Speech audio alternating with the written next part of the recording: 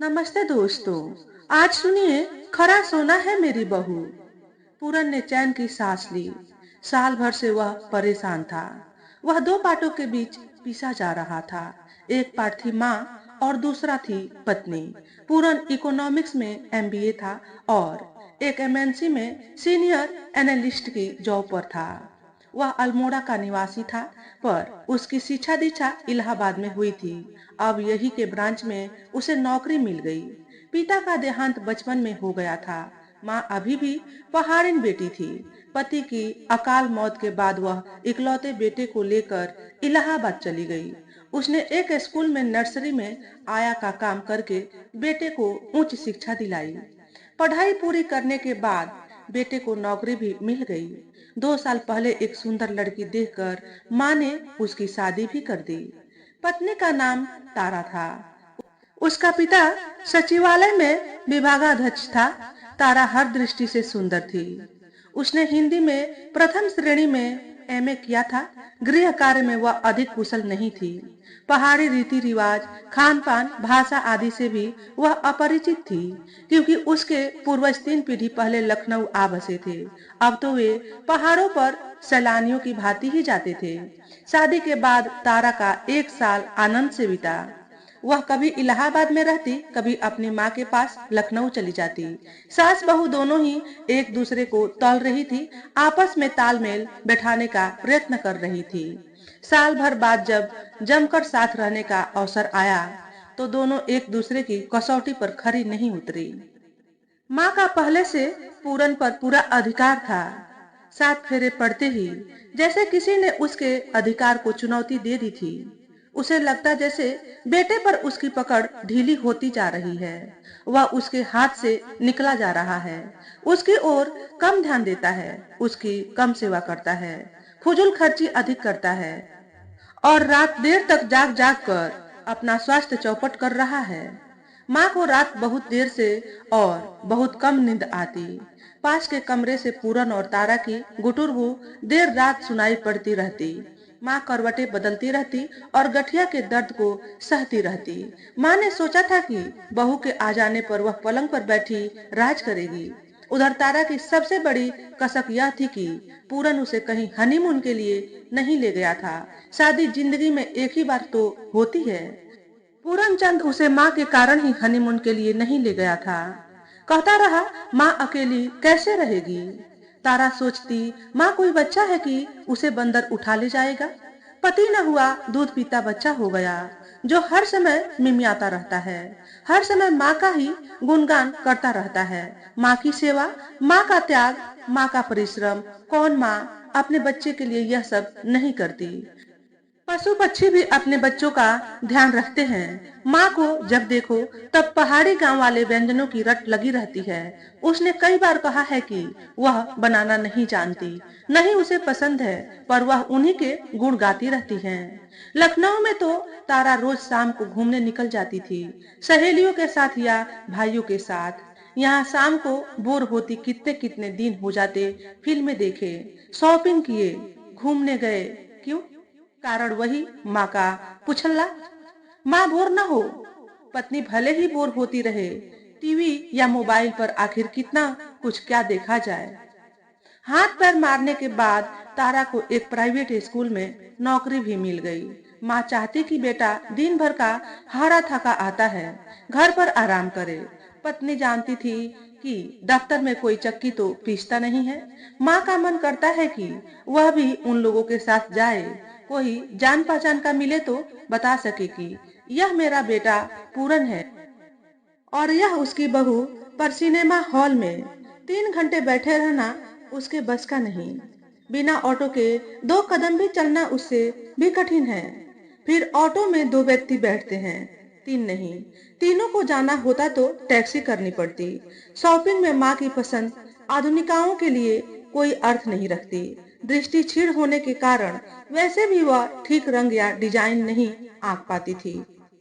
और आजकल जो भी मॉल थे, उनमें चलना बहुत पड़ता था। घूम भी वह ज्यादा नहीं पाती थी, पर अकेला घर उसे काटने को दौड़ता। उसका जी घबराने लगता। कभी कोई पड़ोसिन आ जाती तो वह बेटे बहू की अपने प्रति उदासीनता की चर्चा करने लगती। पड़ोसी ने भी इक्का दुक्का ही थी, क्योंकि उनके आसपास जनरल कास्ट भी ज्यादा थे, जो अब उनसे बात करने में कतराते थे, क्योंकि वह पिछड़ी जाति से थे। तारा के संबंध में वह पूरन से भी चोरी छिपे कहती, सलोनी सूरत पर रिस जाने के अपने निर्णय पर मलाल करती, बहू के आलसी होने, गृह कार्य में कुशल न होने, सेवा न करने आदि की बात कहती, पुराने जमाने की आप बीती कहती रहती। पूरन हाँ हूँ करता रहता। क्या कहता, उसे तो अपने प्रति समर्पण में तारा में कहीं कमी नहीं दिखाई देती थी, पर वह अशिक्षित सी माँ की आंखों पर लगा एक पीढ़ी पुराना चश्मा कैसे उतार फेंकता, माँ के संस्कारों को कैसे पलटता, जिस माँ का समूचा स्नेह उसी को मिला हो उसे कैसे समझाता। माँ और तारा दोनों ही पूरन के दफ्तर से लौटने की प्रतीक्षा करती। तारा भी स्कूल से 2 बजे तक आ जाती थी। उसका भी समय काटे नहीं करता था। यदि वह माँ के पास बैठ जाता तो तारा के बढ़े रक्तचाप का ज्ञान उसे रसोई में गिरते खनकते बर्तनों से हो जाता। वह रसोई में नहीं होती तो धप धप करके आंगन में कई बार बेमतलब गुजरती। स्वागत की मुस्कुराहट के स्थान पर उसके अधरों पर उपेक्षा का भाव रहता। यदि पूरन सीधा पत्नी के पास भीतर चला जाता तो माँ कराहती, घिसटती, घुटनों के जोड़ों में दर्द को कोसती, स्वयं कमरे के बाहर बरामदे में आ जाती और कहने लगती, कफ सिरप से खांसी में तो लाभ है, पर जोड़ों के दर्द में कतई फायदा नहीं है। उनसे यह भी कहना कि भूख एकदम कम हो गई है, पूछना मुनक्के सर्दी तो नहीं करेंगे। फिर वह साड़ी ऊपर उठाकर घुटनों की सूजन पर हाथ फेरने लगती, तारा को चाय नाश्ता लाने का आदेश देती। तारा कूद जाती, माँ नहीं कहेंगी तो क्या वह नाश्ता नहीं देगी। रात देर तक सारा का मूड बिगड़ जाता। वह कहती कि माँ का बुढ़ापा है, रोग भी है, पर वह नाटक अधिक करती हैं। दिन में खुद 2 बार बाथरूम हो आती हैं, गैस पर पानी गर्म कर लेती हैं, पर पूरन के आते ही ठिठकने लगती हैं। पूरन समझाता, बच्चे और बूढ़े एक जैसे होते हैं, जीवन के आखिरी दौर में हैं, जितनी बन पड़े सेवा कर लो। तारा सुबह जल्दी उठती थी, पर स्कूल जाने में कुछ और काम करने का समय नहीं होता। पूरन भी सवेरे जल्दी उठता, तारा को बेड पर ही चाय देता, उसके बिना तो उसकी आंख ही नहीं खुलती थी। फिर माँ को हाथ मुंह बिस्तर पर ही धोने को गर्म पानी देता, बाथरूम ले जाता, सेव बनाकर नहाता धोता और बाजार से दूध का पैकेट और सब्जी लेने चला जाता। उसी समय लौट कर नाश्ता करता और काम पर चल देता। शाम को हारा थका लौटता, चाय नाश्ते के बाद माँ के पास बैठता, उसके जोड़ों पर हाथ फेरता, तेल लगाता, दवा के बारे में पूछता, डॉक्टर की दवाई लाने की पेशकश करता। तारा तब तक खाना बनाती, पूरन माँ को गरम खाना खिलाता, दर्द अधिक बताती तो शिकाई करता, उसे बिस्तर पर लिटाकर फिर अपराधी की तरह तारा के सम्मुख जाता। तारा खाना सामने रखती हुई कहती, मिल गई छुट्टी। सोने जाने से पहले पूरन फिर एक बार माँ को देखकर आता, दवाई देता। माँ तो यहाँ तक चाहती थी कि पूरन या तारा में से कोई एक रात को उसके ही कमरे में सोए। वह घुमा फिरा कर कहती, रात को आंख खुल जाती तो बहुत जी घबराता है, कोई पानी देने वाला भी नहीं होता, किसी दिन ऐसे ही तड़प तड़प कर मर जाऊंगी, कोई पास हो तो दर्द बढ़ने पर दवा तो मल सकता है, बाथरूम जाना होता है तो बिजली का स्विच खोलने में दीवार से टकरा जाती हूँ। पूरन कहता, माँ पुकार लिया करो ना, बराबर के कमरे में ही तो हम सोते हैं, रात भर बिजली खुली रखा करो। पर रोशनी में माँ को नींद नहीं आती थी, वह आंखों की रही सही रोशनी से भी हाथ धो बैठने का डर बताती।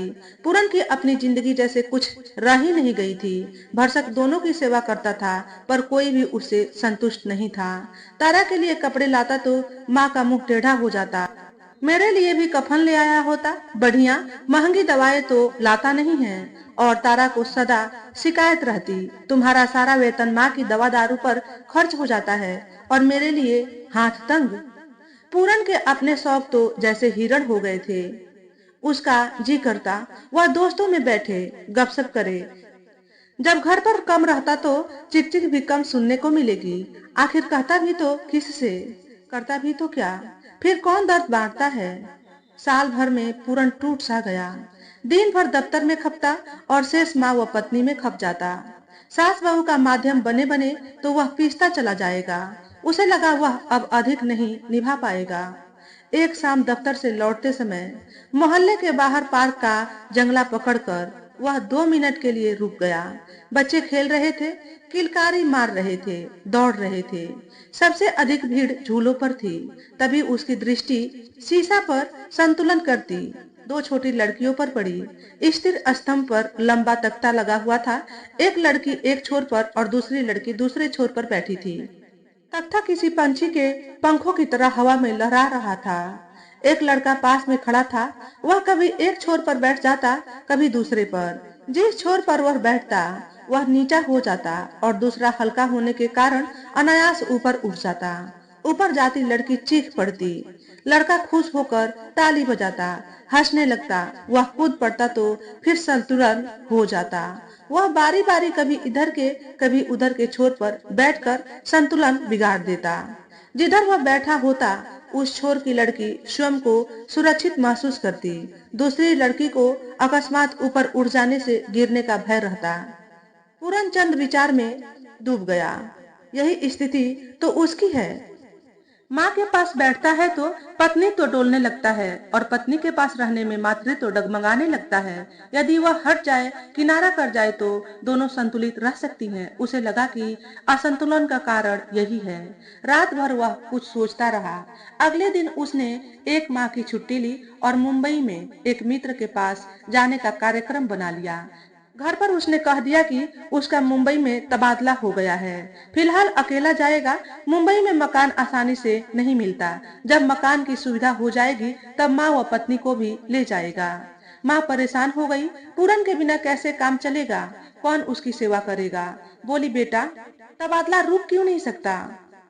तरक्की पर जा रहा हूँ माँ। मार्केटिंग मैनेजर होकर अवसर छोड़ दिया तो फिर आगे कोई नहीं पूछेगा।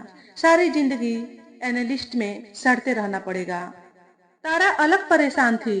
कैसे रहेगी अकेली? और फिर माँ के साथ या मायके चली जाए? पर स्कूल की जॉब भी थी। कम पैसे मिलते थे तो क्या, समय तो कटता था और घर के खर्च पूरे होते थे। पर लोग क्या कहेंगे? दोस्त रिश्तेदार थूकेंगे। पीछे कहीं माँ दुनिया छोड़ गई तो मिट्टी खराब होगी। रात को आंसुओं से पूरन की छाती भिगोते हुए उसने भी वही बात कही, तबादला रुक नहीं सकता क्या? और पूरन ने वही उत्तर दोहरा दिया। आखिर पूरन चला गया। अगली सुबह तारा बिस्तर में ही थी कि सास चाय लेकर आ गई। तारा आश्चर्यचकित आंखें मलमल कर देखती रही। माँ ही थी। वह हड़बड़ा कर उठ बैठी। सास बोली, गरम पानी करने को गैस जलाई थी। सोचा तेरी चाय भी बना दूं। घंटे भर बाद माँ सब्जी की टोकरी उठाती हुई बोली, ला तारा, सब्जी ला दूं। तू इतने में स्कूल जाने की तैयारी कर। दोपहर को क्या खाएगी? यहाँ तो ठेले वाला दोपहर को आएगा, वह भी बासी सब्जी लिए। बेचेगा भी महंगी। मसाला वसाला तो कुछ नहीं लाना है। डॉक्टर को अपना हाल बताकर दवाई भी लेती आऊंगी। तारा ने खोए खोए 500 का नोट बढ़ा दिया। माँ ने तो बेटे का काम संभाल लिया। वह बुदबुदाई। बाजार से लौटकर माँ अपने घुटनों पर तेल मलने बैठ गई। तारा ने जब झाड़ू पोछा किया तो सास का कमरा भी साफ कर दिया। बिस्तर धूप में डाल दिया। पहले यह काम पूरन करता था। तारा को कमरे में जहां तहां पड़े थूक बलगम से उबकाई आती थी। आज पहली बार उसे घृणा नहीं हुई। 1 सप्ताह में सास बहू पर्याप्त निकट आ गई। अब माँ को पूरन का अभाव नहीं अखर रहा था। कोई तो है उसकी देखभाल को। तारा को भी सास से अपनत्व होता जा रहा था। साल भर का अलगाव धीरे धीरे पिघलता जा रहा था। तारा ने अपनी खाट सास के कमरे में ही डाल ली। सास तो जैसे निहाल हो गई। 1 माह बाद पूरन लौटा। आंगन में घुसते ही उसका चेहरा खिल गया। तारा बरामदे में बैठी माँ के घुटनों पर तेल मल रही थी। दोनों के चेहरे तनाव मुक्त थे। दिन भर दोनों में से किसी ने उससे कोई शिकवा शिकायत नहीं की। पूरन की माँ से अकेले में भी बातचीत हुई। वह तारा की भूरी भूरी प्रशंसा कर रही थी। कह रही थी, खरा सोना है मेरी तारा। रात को तारा से भेंट होने पर पूरन बोला, प्लेन में पहाड़ के एक पंडित मिले थे, माँ को जानते हैं, कह रहे थे हरिद्वार भेज दो, वृद्धा आश्रम है। सस्ता भी है, लंगर में खा लिया करेगी। बहू से बुजुर्ग वहाँ रहते हैं। तारा तेवर चढ़ाती हुई बोली, क्या कह रहे हो माँ? क्या कोई हम पर भार है? मैं उन्हें कहीं नहीं भेजने दूंगी, जब तक है यहीं रहेंगी। पूरन की आंखों में खुशी के आंसू छलक आए। अगले दिन उसने घर पर बताया कि मुंबई की जलवायु माफिक न आने के कारण उसने इलाहाबाद अपने पुराने पद पर ही तबादला करा लिया है। सास और बहू के मुंह से एक साथ प्रसन्नता से निकला, सच। पूरन के जीवन का शीशा पूर्ण संतुलित हो गया था। तो दोस्तों, आज के वीडियो में बस इतना ही। अगर हमारे द्वारा बताई गई कहानी थोड़ी सी भी अच्छी लगी हो तो वीडियो को लाइक और शेयर करें। चैनल पर पहली बार आए हो तो चैनल को सब्सक्राइब करके बेल नोटिफिकेशन को ऑल पर सेट कर लें, ताकि आपको ऐसे ही अच्छे अच्छे वीडियो देखने को मिले। हमेशा खुश रहें, हमेशा स्वस्थ रहें। वीडियो देखने के लिए आपका बहुत बहुत धन्यवाद।